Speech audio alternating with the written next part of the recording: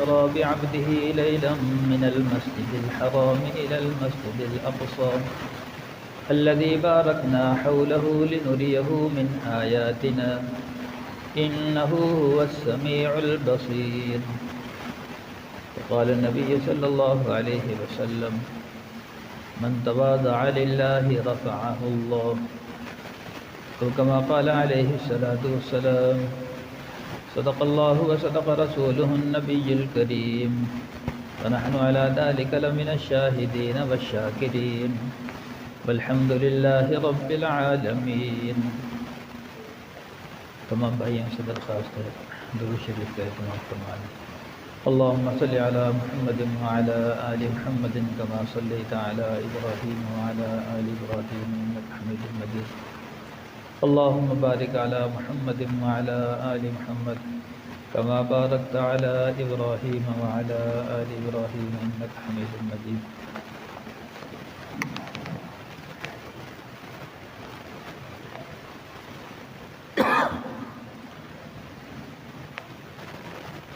بھائیو، آج رجب المرجب کی 26 تاریخ ہے، 27ویں رات ہے.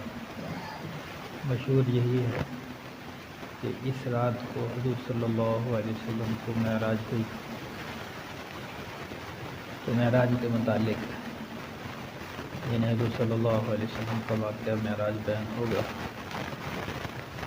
اور یہ حضور صلی اللہ علیہ وسلم کا بہت بڑا معجزہ ہے. کسی نبی کو بنفس نفیس معراج نہیں ہوئی.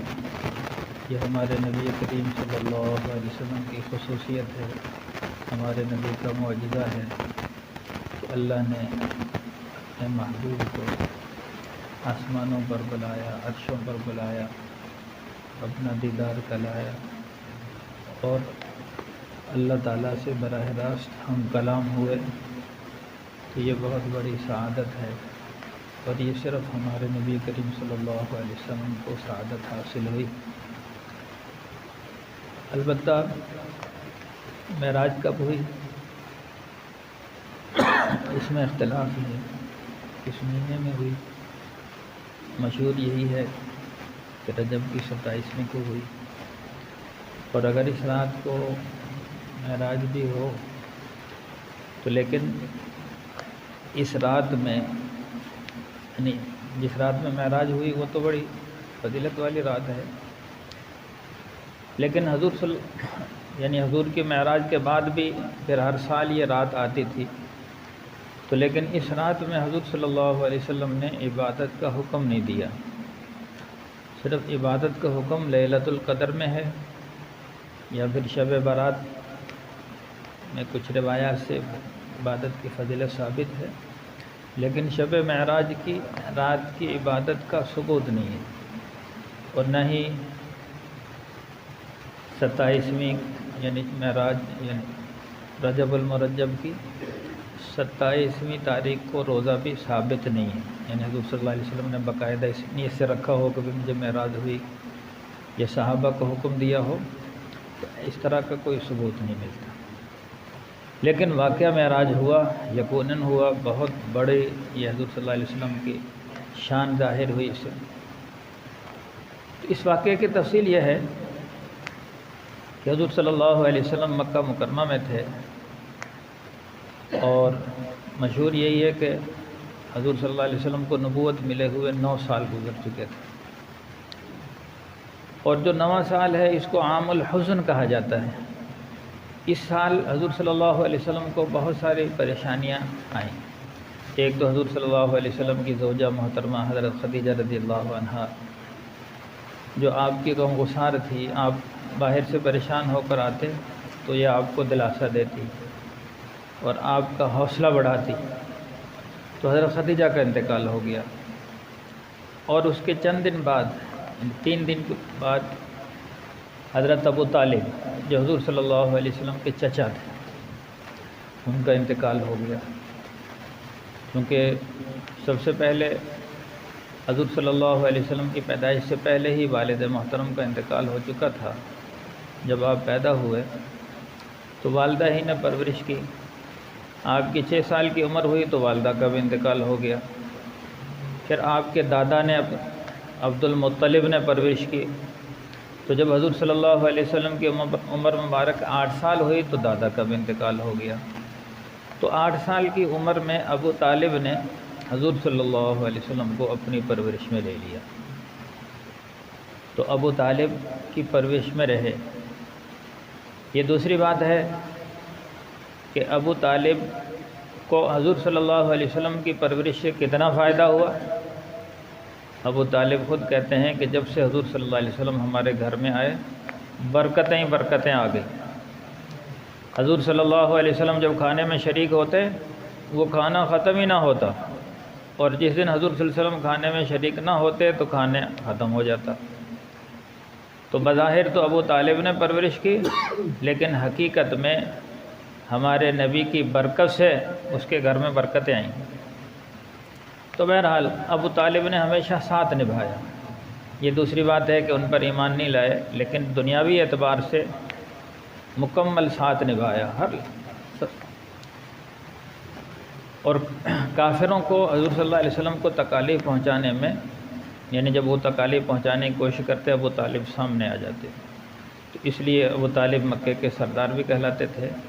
اس لیے کافروں کو کھلے مہار تکالیف پہنچانے کی ہمت نہیں ہوتی تھی۔ لیکن 9ویں سال میں ابو طالب کا بھی انتقال ہو گیا۔ اب مکے والے ایمان نہیں لا رہے تھے۔ حضور صلی اللہ علیہ وسلم نے طائف کا سفر فرمایا بھی شاید طائف والے ایمان لیے، لیکن جب طائف میں گئے ہیں تو طائف والوں نے بھی حضور صلی اللہ علیہ وسلم کے ساتھ یعنی بہت بدسلوکی کی، بہت بے رخی سے پیش آئے، اور ان ظالموں نے ہمارے نبی پر اتنا تشدد کیا کہ آپ کے جسم لہو لہان ہو گیا، جوتے مبارک رنگین ہو گئے۔ تو یہ بھی بظاہر ایک پریشانی تھی۔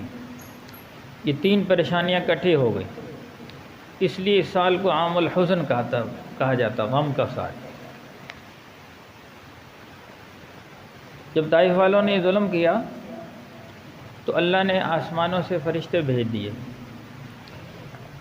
اور جبرائیل علیہ السلام آئے اور انہوں نے آ کر عرض کی، اے اللہ کے رسول، ان ظالموں نے آپ پر بڑا ظلم کیا ہے، اگر آپ اجازت دیں تو طائف کے آس پاس بڑے بڑے 2 پہاڑ ہیں، یہ پہاڑوں کا فرشتہ حاضر ہے، یہ ابھی پہاڑوں کو حکم دے گا، یہ سارے کچل جائیں گے، سب کا قیمہ بن جائے گا۔ تو حضور صلی اللہ علیہ وسلم نے فرمایا، میں لوگوں کے لیے عذاب بن کر نہیں آیا کہ اللہم اہد قومی فانہم لا یعلمون، یا اللہ میری قوم کو ہدایت دے دے، یہ مجھے پہچانتے نہیں۔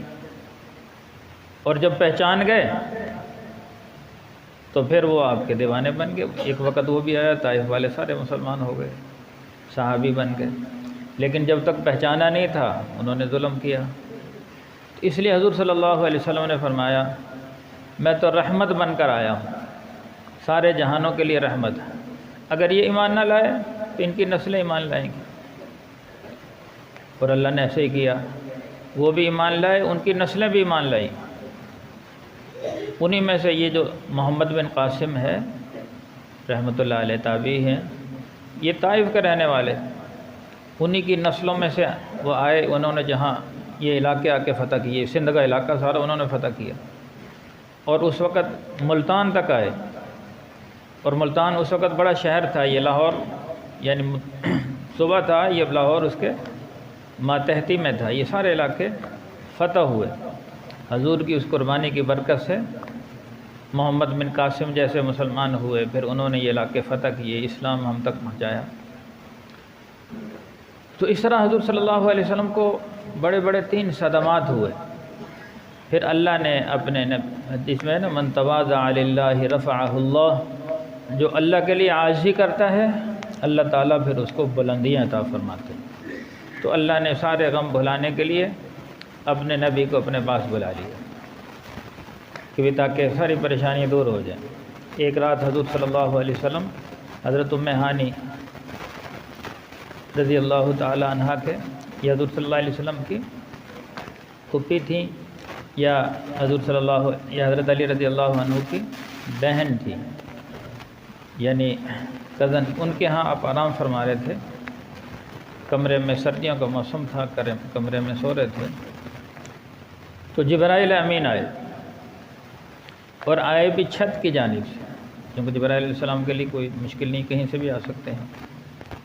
اور پھر آپ علیہ السلام آرام فرما رہے تھے، تو اللہ تعالیٰ سے پوچھا، اے اللہ، آپ کے حبیب کو میں کیسے جاگاؤں؟ تو اللہ نے کہا کہ اپنے پر حضور صلی اللہ علیہ وسلم کے پیروں پر ملو۔ تو جبرائیل علیہ السلام نے اپنے پر حضور صلی اللہ علیہ وسلم کے قدموں پر پھیرے، حضور صلی اللہ علیہ وسلم بیدار ہوئے، پوچھا کیسے آنا ہوا؟ تو عرض کی اللہ نے بلایا ہے۔ آج اللہ تعالیٰ آپ کو وہ مقامات دینا چاہتے ہیں جو کسی نبی کو نہیں ملے۔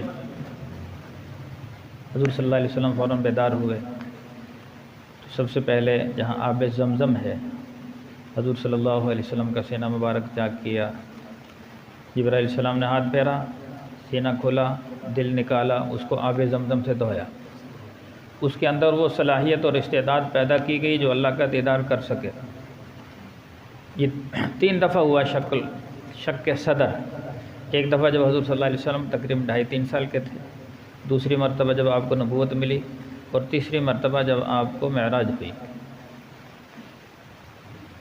تو جبرائیل علیہ السلام نے ہاتھ پھیرا، پھر سینہ جیسا تھا ویسے ہی ہو گیا۔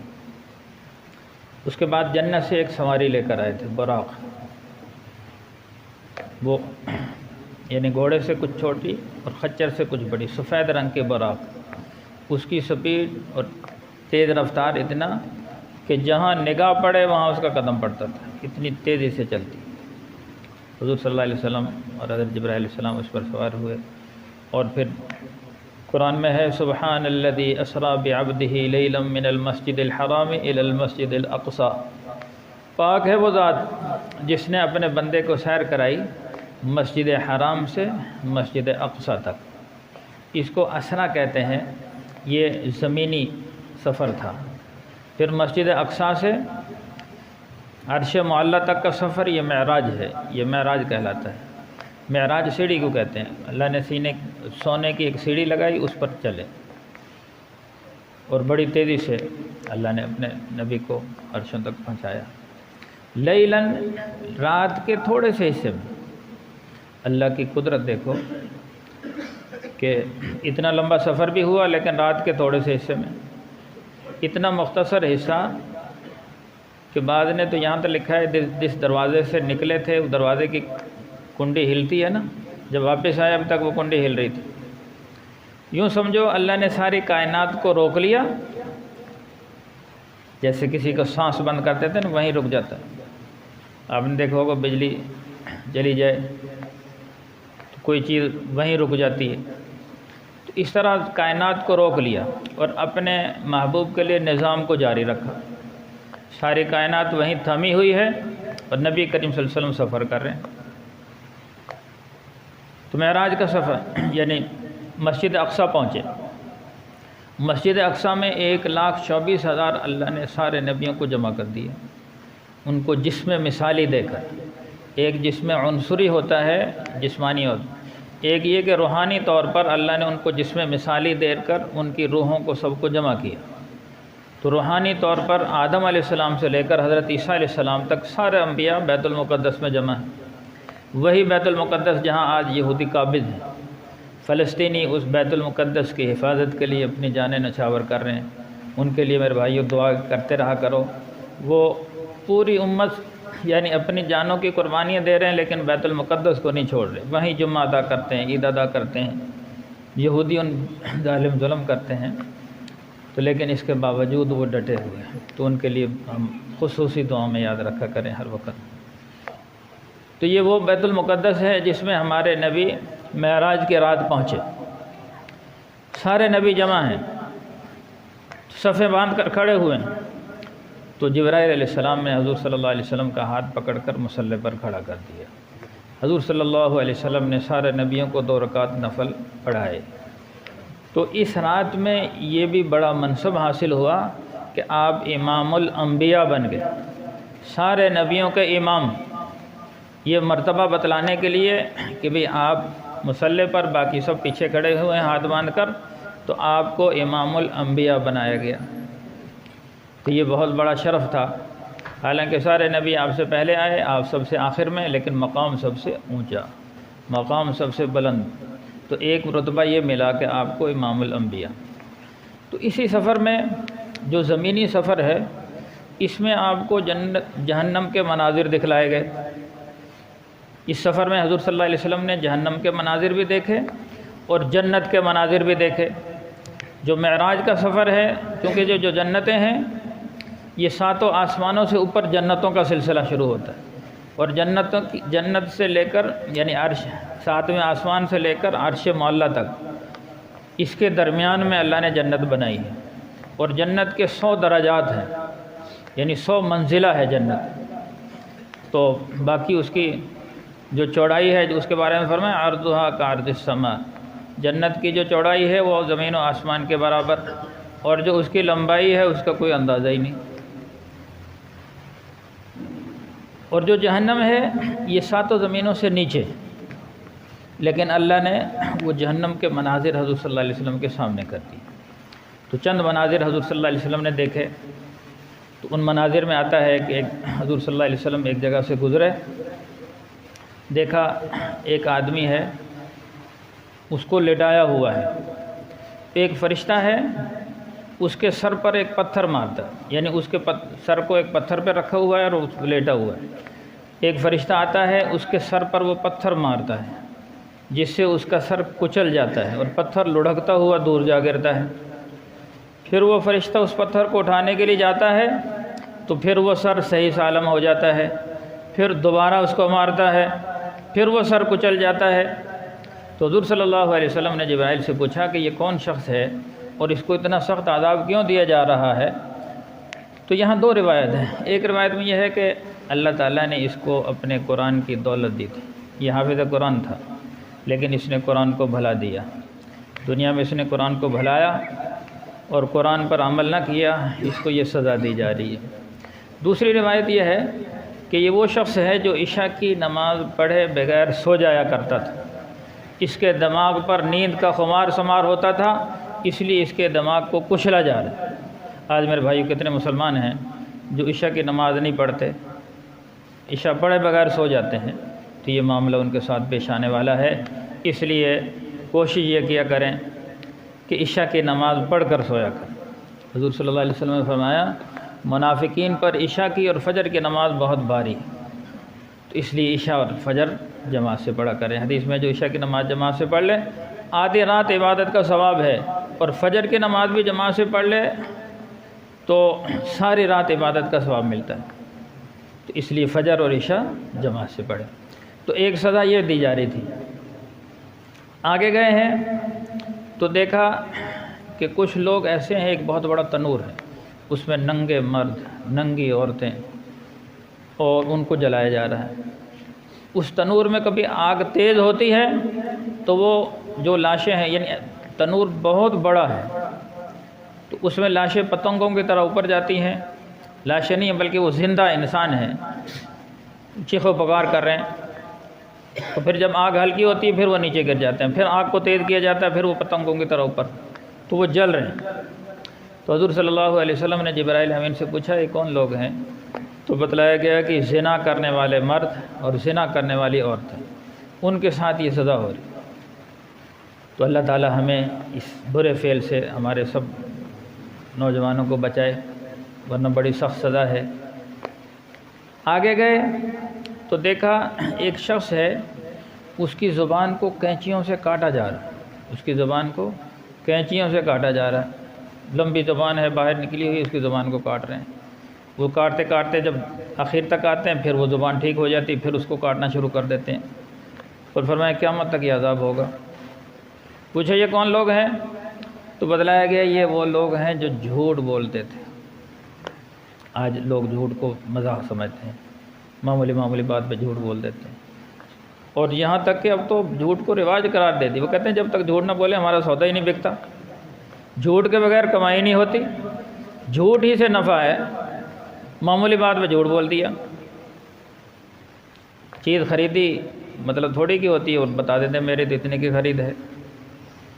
اور جب زیادہ زور لگاتے وہ خرید سے بھی کم پہ دے دیتے ہیں۔ اس کا مطلب یہ ہے کہ وہ جھوٹ بولا اس نے، اور صاف کہتے ہیں جی جب تک جھوٹ نہ بولے ہماری کمائی نہیں ہوتی، حالانکہ جو جھوٹ بول کے کمائی کی جائے وہ حرام ہے۔ سچ بول کے کمائی کرو، تھوڑا کما لو، وہ حلال ہے، جھوٹ بول کے کماؤ گے حرام۔ جھوٹ سے بچو ورنہ قیامت کے دن زبان کو کاٹا جائے۔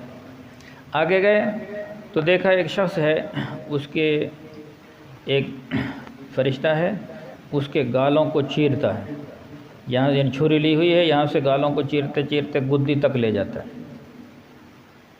اور پھر اس کے بعد دوسرے گال کو چیرنا شروع کرتا ہے تو یہ ٹھیک ہو جاتا ہے، پھر اس کو چیرتا ہے، قیامت تک اس طرح وہ اس کے گال چیرے جائیں گے۔ پوچھا یہ کون شخص ہے؟ بتلایا کہ چغل خور، غیبت کیا کرتا تھا، ادھر کی ادھر لگاتا تھا، ادھر کی ادھر لگاتا تھا۔ آج چغل خور اس کی برائی اس کے سامنے، اس کی برائی اس کے سامنے، آپس میں لڑائی جھگڑا ڈالنے کے لیے، تو چغل خور کے ساتھ ہی عذاب ہو، غیبت کرنے والا۔ قرآن میں وَلَا يَغْتَبْ بَعْضُكُمْ بَعْضًا، اے ایمان والو ایک دوسرے کی غیبت نہ کیا کرو، برائی بیان نہیں۔ صحابہ نے عرض کی اللہ کے رسول غیبت کیا ہے؟ حضور صلی اللہ علیہ وسلم نے فرمایا کسی مسلمان کی اس کے پیٹھ کے پیچھے برائی بیان کی جائے، جس کو وہ ناپسند کرتا ہو، اگر اس کے سامنے بات کی جائے تو وہ ناپسند کرتا ہو۔ صحابہ نے عرض کی اللہ کے رسول وہ برائی اس کے اندر موجود ہے، پھر ہم بیان کر رہے ہیں، فرمائیں یہی تو غیبت ہے۔ اگر اس کے اندر برائی نہیں ہے اور تم اپنی طرف سے، وہ تو بہتان ہے، کسی پر بہتان لگانا تو غیبت سے بھی بہت زیادہ سخت ہے۔ غیبت کے بارے میں فرمایا الغیبت اشد من الزنا، غیبت زنا سے بھی بدتر ہے، کہ مسلمان کی پیٹھ پیچھے برائی بیان کرنا، اس کی کمیوں کو دیکھنا۔ حکم یہ ہے کہ مسلمان کی اچھائیاں ہر انسان کے اندر، چونکہ نبیوں کے علاوہ کوئی شخص معصوم نہیں ہے، ہر شخص میں کوئی نہ کوئی کمی ہوتی ہے تو، اور خوبیاں بھی ہوتی ہیں۔ ہم اپنی کمیاں دیکھیں، دوسرے کی خوبیاں دیکھیں، اس میں کامیابی۔ اگر ہم دوسرے کی خامیاں دیکھیں گے، اپنی خوبیاں دیکھیں گے، وہ شخص کبھی کامیاب نہیں ہو سکتا۔ وہ ہمیں اس کے اندر تکبر اور غرور آئے گا کہ میں تو سب سے اچھا ہوں، اپنی خوبیاں دیکھتا، دوسرے کی خامیاں دیکھتا ہے۔ اور اگر ہم اپنی خامیاں دیکھیں گے تو ہمارے اندر خامیاں دور ہوں گی، دوسرے کی خوبیاں دیکھیں تو وہ خوبیاں ہمارے اندر آئیں گی۔ تو ہمیشہ ایک ورنہ بڑا سخت عذاب ہے غیبت کرنے والے کے گال چیرے جا رہے ہیں۔ باقی تفصیل آئندہ اللہ مل کی توفیق عطا فرمائے۔